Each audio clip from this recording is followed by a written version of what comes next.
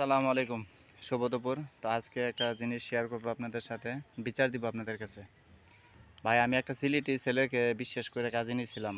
আমি একজন রাজমিস্ত্রি কন্ট্রাক্টর। তাকে বিশ্বাস করে কইরা কিছু টাকা পয়সা হাওলাত দিছিলাম। সে টাকাটা নিয়ে চলে গেছে, ঠিক আছে? তো আপনাদের কাছে বিচার দিলাম, সিলেটি মানুষের কাছে আপনারা কমেন্টে জানাবেন তার সাথে কি করা উচিত। সে আমার 9,000 টাকা নিয়ে বাইকে গেছে, কমেন্টে জানাবেন, বুঝছেন?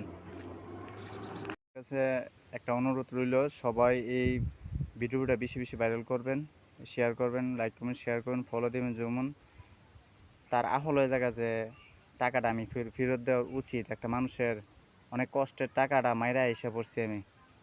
ভাই চিন্তা করেন, 9,000 টাকা একটা মানুষের এক মাসের 20 দিনে ইনকাম। রাজমিস্ত্রির কাজ তো করেন আপনারা, অনেকেই করেন জানেন। তার বাপের নাম হচ্ছে আব্দুল সালাম, তার নাম হচ্ছে সেলিম, তার বাড়ি হচ্ছে আপনার কান্দিরচর। বুঝতে পারছেন? সবাই শেয়ার দিবেন, বেশি বেশি শেয়ার দিবেন।